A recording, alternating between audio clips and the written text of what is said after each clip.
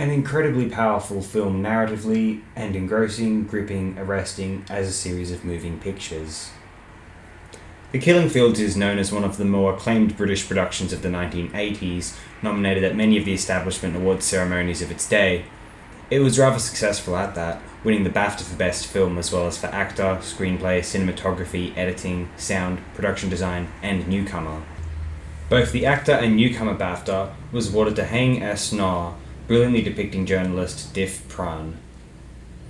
At the Academy Awards, Nar received the Best Supporting Actor Oscar and the Golden Globe for Supporting Actor 2 months prior.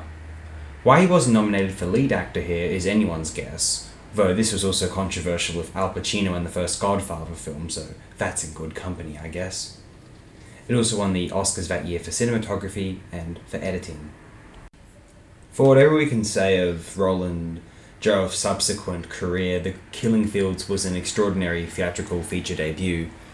He had made a fruitful career directing British television films, although 1984's The Killing Fields was the catalyst for a longer stint directing theatrical features. 1986's The Mission would be the most well-known outside of this theatrical debut. I personally don't think Joffe ever came close to topping this film.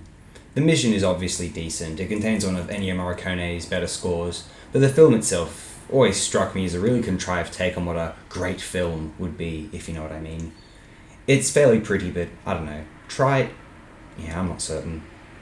It also served as the screenwriting debut of actor Bruce Robinson, who would subsequently write and direct the classic 1987 comedy drama Whitnale and I.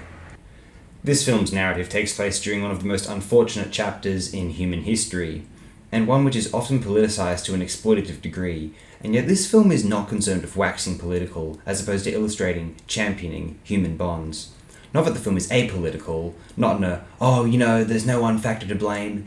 It does candidly depict the American callousness in Southeast Asia, though of course that kind of thing cannot be brushed over without becoming deceitful propaganda.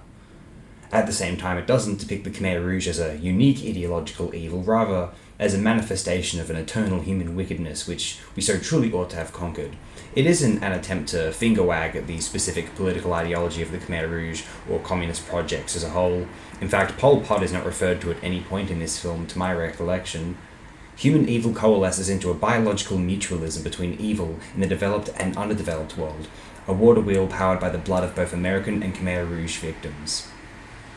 I find this film to be incredibly rich. One almost gets the impression it was one of these needlessly acclaimed 1980s award bait affairs, such as Chariots of Fire, Amadeus, Mississippi Burning, or what some people have accused Bernardo Bertolucci's The Last Emperor. In that particular case, I say all glory to the Emperor. But instead, The Killing Fields feels inspired by the powerful Costa Gavras film 1982's Missing, and set during the Pinochet regime in Chile. Yeah, I could go on a unnecessary rant about my issues with Oliver Stone's cinema. I mentioned Platoon earlier, but I won't bother. Accusing a Vietnam vet of creating a pretentious Hollywood opera out of his lived experience is not a hill I'd like to die on for today. But hey, you've all seen Platoon. You know what goes on in that obnoxious thing. Yeah, I'm just a privileged, ignorant, snobby Kubrick geek, I guess. I feel as though what truly makes this film, aside from that vivid "you are there" oozing off of the frames, actually perhaps responsible for it though, is cinematography courtesy of Chris Menges. Menges, like Joffe, also got his start mostly in British television, collaborating with directors such as Ken Loach, Stephen Frears, John Mackenzie, and Alan Clark.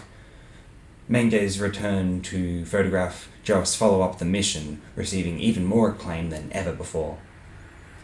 Mr. Cruz will have to forgive me if I'm mispronouncing his surname. But yes, a film which thoroughly engages me with its narrative, pulls me into a time and a place I never experienced, traps me there for its runtime, and delivers an incredibly tasteful depiction of the bond between humans, set among some of the most shameful series of events in our history. I just sit back and marvel at this glorious film production, and am doubly impressed that I actually am wrapped up in its narrative. For anyone who hasn't checked out this film in a while, do revisit it. It is more than just a typical mainstream Oscar bait picture of the 1980s, it is extremely admirable and impressive cinema. I sincerely don't think this can be denied at all.